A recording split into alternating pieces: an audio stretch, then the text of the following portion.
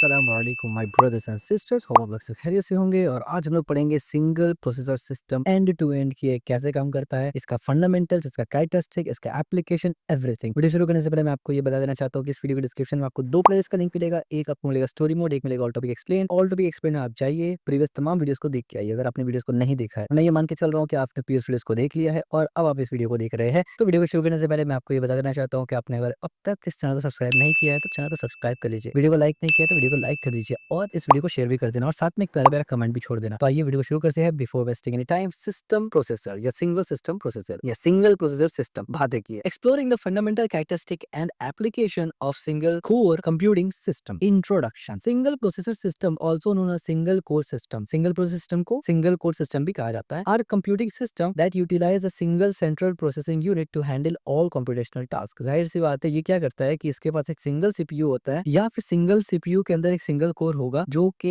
Handle करेगा तमाम computational task को अकेले। This CPU is responsible for executing instruction, managing data and performing calculation. और ये सीपीयू अकेला सिंगल कोर के साथ रिस्पॉन्सिबल होता है एग्जीक्यूट करना इंस्ट्रक्शन को, मैनेज करना डेटा को और परफॉर्म करना कैलकुलेशंस को। इसमें तीन चीज होता है, यानी इस आर्किटेक्चर में तीन की पॉइंट आपको याद रखना है। सबसे पहला सिंगल ब्रेन। सिंगल ब्रेन का मतलब one CPU handles all processing task similar to how single brain control the body. यहाँ पर सिंगल सीपीयू या फिर सिंगल सीपीयू में सिंगल कोर। इसके बाद इसमें टास्क मैनेजमेंट होता है कि यानी manages multiple task through rapid context switching rather than through parallel processing. यानी यहाँ पर कॉन्टेक्स्ट स्विचिंग इस्तेमाल होता है, पाइपलाइनिंग इस्तेमाल होता है, लेकिन थ्रू पैरेललिज्म यहाँ पर अचीव नहीं हो सकता क्योंकि कोर एक है, सीपीयू एक है। तो ये हम लोग पढ़ते हैं टास्क मैनेजमेंट में। और कंप्यूटेशनल फाउंडेशन, उसमें क्या पढ़ते हैं हम लोग? From the basis of computer before the advancement of multi core processor. यानी जाहिर सी बात है, जब मल्टी कोर प्रोसेसर नहीं आया था, एडवांस नहीं हुआ था, उस वक्त हम लोग इसी पे चलाते थे। यानी उस वक्त के लिए ये सुपर कंप्यूटर था जब मल्टी प्रोसेसर या मल्टी कोर इन्वेंट ही नहीं हुआ था। अब इसका आर्किटेक्चर क्या था वो समझिए। कोर कंपोनेंट क्या था इस आर्किटेक्चर में? सिंगल प्रोसेसर सिस्टम में एक तो होता था अपना central processing unit, the sole processor perform all operation and control the system. दूसरा होता था हमारा मेमोरी, जो कि क्या करता था? टिपिकली इंक्लूड बोथ मेमोरी, यानी दोनों मेमोरी इंक्लूड करता था। रैम भी करता था अपना और सेकेंडरी मेमोरी यानी हार्ड ड्राइव या फिर एसएसडी भी करता था। तीसरा आता था अपना आईओ डिवाइसेस, यानी interface with peripheral devices such as keyboard, mic, printer, mouse and display through output controller. यानी आउटपुट कंट्रोलर की मदद से ये सब पेरिफेरल डिवाइसेस, जो माउस होता है, कीबोर्ड है, ईयरफोन्स वगैरह है, वो सब काम करता था। ये तीन मेजर कंपोनेंट इस आर्किटेक्चर में होता था। And then data flow in single processor system, the data flow from input device to CPU which process it before sending result to output device और स्टोरिंग इट इन मेमोरी। यानी single processor system में क्या हो रहा था? Data flow इस तरीके से होता था कि इनपुट डिवाइस से जब सीपीयू को इनपुट दिया जाता था, which process it before sending result to output device, या फिर मेमोरी में स्टोर करवाने से पहले उसको प्रोसेस किया जाता था। CPU continuously fetching instruction from memory, यानी मैंने एक इनपुट दिया कीबोर्ड से, तो वो कीबोर्ड से जो इनपुट दिया है वो मेमोरी में जाने से पहले और आउटपुट में जाने से पहले, यानी मॉनिटर में दिखने से पहले क्या होगा कि सीपीयू कंटिन्यूअसली फेच करता रहेगा इंस्ट्रक्शन को, मेमोरी से डिकोड करेगा, एग्जीक्यूट करेगा और राइट बैक करेगा रिजल्ट में। This cycle known as a fetch decode execution cycle. यानी ये साइकिल होगा देन जाके वो आउटपुट देगा और पूरा काम इस साइकिल के बेसिस पर ही चल रहा है, जिसको हम लोग फेच डिकोड एग्जीक्यूट साइकिल कहते हैं। तो इस तरीके से डेटा फ्लो होता है, यानी इनपुट दिया, फेच डिकोड स्टार्ट हो गया, जैसे साइकिल पूरा हुआ आउटपुट दिख जाता है। इसका परफॉर्मेंस क्या था इस आर्किटेक्चर का, वो देखते हैं। इसका परफॉर्मेंस कैरेक्टरिस्टिक में दो चीज आपको देखना है। एक तो है कि सिंप्लिसिटी, ये सिंपल आर्किटेक्चर है। The architecture is straightforward making it easier to design and implement. यानी ये आर्किटेक्चर बहुत सिंपल था, इजी टू इंप्लीमेंट और इजी टू डिजाइन था। ठीक है, यानी सिंपल काम के लिए इस्तेमाल होता। यानी उस जमाने में तो ये सुपर कंप्यूटर था, आज सिंगल काम के लिए इस्तेमाल होता है। लिमिटेड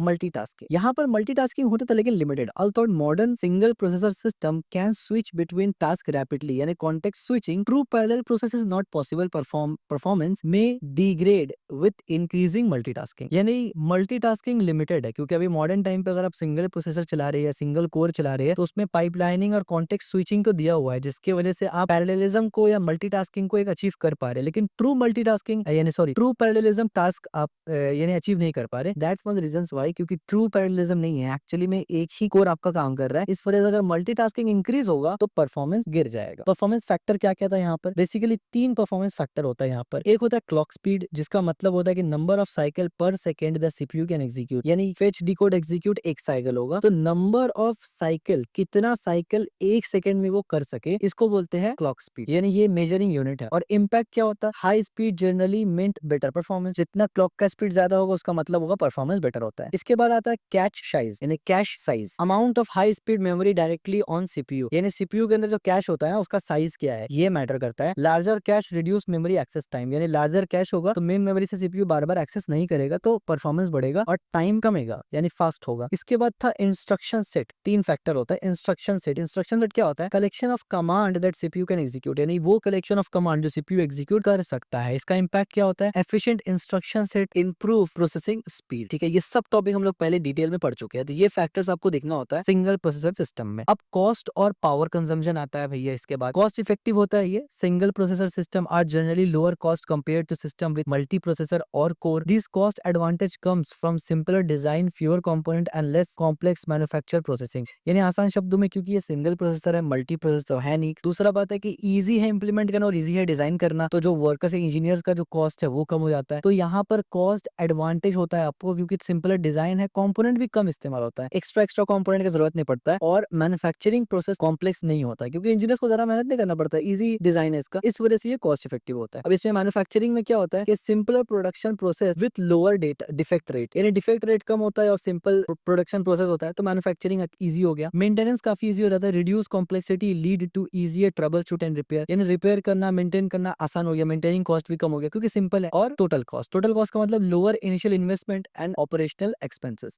इसके बाद आता है पावर कंजम्पशन। ठीक है, single processor system consume less power than multi core system, making them more suitable for battery powered और लो एनर्जी एप्लीकेशंस। यानी single processor of course low power consume करता है, चाहे वो इलेक्ट्रिसिटी हो या बैटरी हो, in compare to multi core system, क्योंकि सिंगल प्रोसेसर में एक तो सिंगल प्रोसेसर है, डबल कोर है नहीं, प्लस उसमें एक्स्ट्रा कंपोनेंट्स नहीं है, इस वजह से भी। तो ये क्या होता है, ये सुटेबल बनता है ऐसे एप्लीकेशंस के लिए जो जिसमें एनर्जी और बैटरी जरूरी होता है और टास्क भी बहुत कॉम्प्लेक्स नहीं चाहिए होता। तो एनर्जी एफिशिएंट होता है, जिसका मतलब low power requirement translate to reduce energy consumption and environmental impact. दूसरा battery life, extended battery life operation in portable device due to reduce power demand. Application, अब ये जो सिंगल प्रोसेसर सिस्टम है, इसका एप्लीकेशन कहाँ कहाँ होता है, यानी कहाँ कहाँ ये इस्तेमाल होता है, यूज क्या क्या है। सबसे पहले तो personal computer, many desktop and laptop with moderate computing need use single processor system. This device handles everyday task efficient without the need for multi core, यानी बहुत जो एकदम सिंपल, एकदम सादा, एकदम आप बोल सकते हैं बेसिक कंप्यूटर, जो कि बस डे टू डे टास्क करने के लिए आपको खोलना है, थोड़ा सा ब्राउजिंग करना है, थोड़ा सा आपको कुछ चलाना है। यानी जो फर्स्ट टाइम अगर आप कंप्यूटर खरीद रहे हैं, हालांकि तब भी आज के टाइम पे अगर आप फर्स्ट टाइम भी कंप्यूटर खरीद रहे होते हैं तो सिंगल कोर आप नहीं खरीद रहे होते, डुअल कोर या 4 कोर तो मिल ही जाता है आपको वैसे भी। ठीक है, क्योंकि आज के टाइम पे बहुत सस्ता हो चुका है, तो इसलिए इस पे कोई जाता नहीं है। बट स्टिल अगर आप जाते हैं तो आपको कुछ इस तरीके का मिलेगा जो बहुत ही कम दाम में आपको मिल जाएगा। प्रोसेसर 3000 2000 में आपको पूरा प्रोसेसर मिल जाता है, बिल्कुल उससे भी कम में शायद मिल जाएगा आपको। ठीक है, इसी तरीके से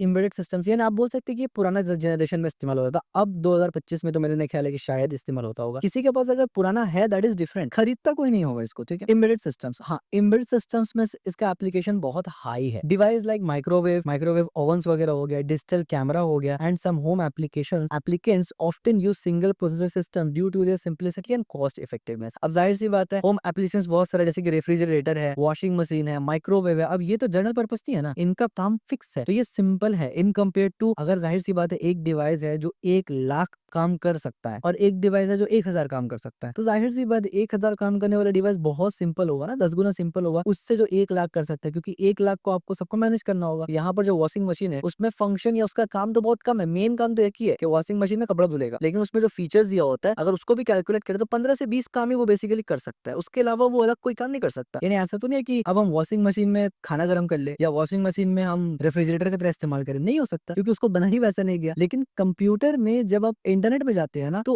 अलग अलग चीज आप कर सकते हैं, बहुत ऑप्शन वहां पर आ जाता है। So that's one of the reasons why single processor वहां पर अच्छा काम करता है। इसी तरीके से कंज्यूमर इलेक्ट्रॉनिक्स, जितने भी कंज्यूमर इलेक्ट्रॉनिक्स होते हैं, जैसे कि डिजिटल कैमरा हो गया, सिंपल मीडिया प्लेयर वगैरह हो गया, या जो भी नॉर्मल इलेक्ट्रॉनिक वाला चीज होता है, वहां पर भी सिंगल प्रोसेसर इस्तेमाल होता है। और ऑटोमोबाइल में भी, ऑटोमोटिव में भी इस्तेमाल होता है, यानी कंट्रोल इंजन यूनिट हो गया, बेसिक इंफोटेनमेंट सिस्टम हो गया, ये सब में इस्तेमाल हो जाता है single processor. Basic workstation, अब use for task that do not require extensive parallel processing such as word processing, web browsing and light multimedia task. यानी कुछ वर्क स्टेशन भी, हालांकि ये तो मुझे लगता है आज के टाइम पे कोई वर्क स्टेशन में सिंगल प्रोसेसर इस्तेमाल होता होगा, बट चलो मान भी लेते हैं पुराने टाइम में होता था। तो वहां पर क्या क्या काम होता था, सिंगल वर्ड प्रोसेसिंग करना है, यानी माइक्रोसॉफ्ट वर्ड ऑफिस चलाना है सिंगल सिंपल, आपको वेब ब्राउजिंग करना है सिंपली, कुछ मल्टीमीडिया टास्क करना है, मूवी वीडियो वगैरह देखना है, दैट्स इट। कुछ हाई फाई काम, बड़ा लेवल का गेम खेलना हो गया, या वीडियो एडिटिंग हो गया, या फिर डेवलपमेंट वगैरह हो गया। बेसिक लेवल में डेवलपमेंट ठीक है, हाई फाई लेवल में डेवलपमेंट नहीं कर सकते। लिमिटेशन, परफॉर्मेंस बॉटलनेक है ऑफ कोर्स है, single CPU can become performance bottleneck when handling multiple और कॉम्प्लेक्स टास्क साइमल्टेनियसली। जब एक बार में कोई ऐसा चीज आप चला रहे हैं जहाँ पर simultaneous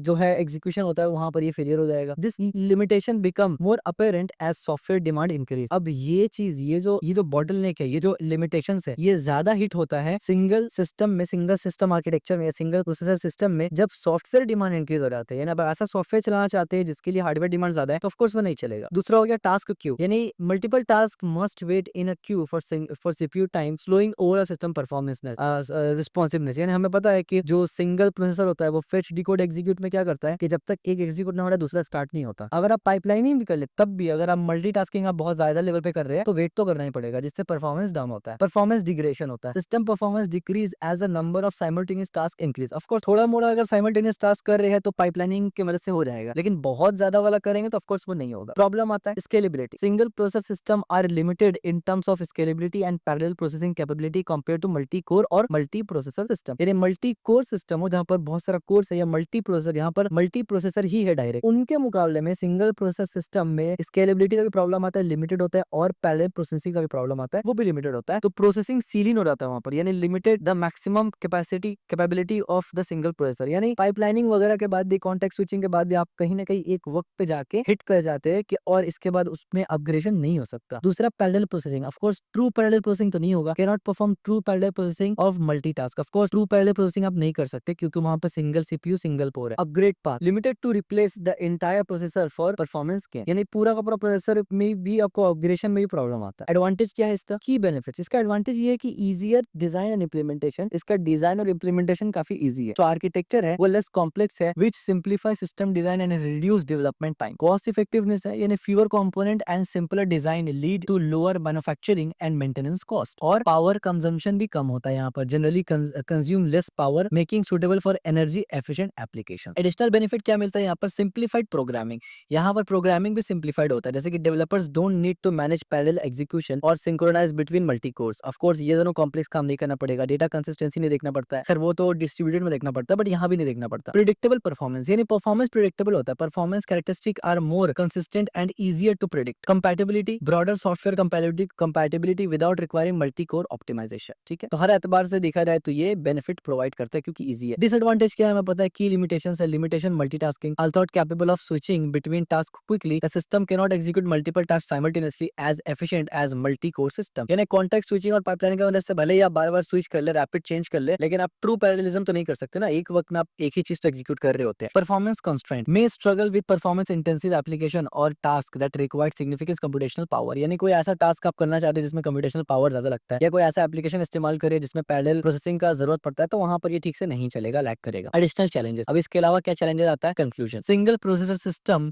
represent a fundamental approach to computing that despite its limitation continue to be relevant in many applications। यानी सिंगल प्रोसेसर सिस्टम क्या है? फंडामेंटल अप्रोच है कंप्यूटिंग का, यानी कंप्यूटिंग कैसे करके होगा उसका फंडामेंटल अप्रोच है single processor system. Despite of this limitation, हालांकि इसमें लिमिटेशंस है लेकिन continue to be relevant in many application. लेकिन आज भी मॉडर्न डे में 2025 और आगे फ्यूचर में भी बहुत से ऐसी चीज है जहां पर इसका एप्लीकेशन होता है और इस्तेमाल होता है। कंप्यूटर्स में भले ही ना हो लेकिन दूसरे कई जगह होता है। Their simplicity, cost effectiveness and power, low power requirement make them ideal for embedded system. और सबसे ज्यादा इस्तेमाल इसका एम्बेडेड सिस्टम में होता है। क्यों? क्योंकि कॉस्ट इफेक्टिव है, पावर कंजम्पशन भी कम होता है, तो इसकी वजह से ये आइडियल बन जाता है आज के टाइम पे एम्बेडेड सिस्टम में सिंगल प्रोसेसर का इस्तेमाल। Basic computational task and situations where advance parallel processing is necessary. अब जाहिर सी बात है, आपको वॉशिंग मशीन में कपड़ा धोना, इसमें कहेगा एडवांस पैरेलल प्रोसेसिंग आपको चाहिए। कौन सा आप इसमें ऐसा कुछ फीचर डाल रहे हैं कि भाई जीन्स डलेगा तो अलग किस्म से धोएगा और कुछ और डलेगा तो अलग किस्म से वो धुलेगा? ऐसा कुछ तो है नहीं। ठीक है, अगर ऐसा कुछ हो तो फिर यहाँ भी कॉम्प्लेक्सिटी बढ़ जाएगा। ठीक है, या फिर ऐसा है कि वॉशिंग मशीन के अंदर अलग अलग बॉक्स बना हुआ है कि जीन्स वहां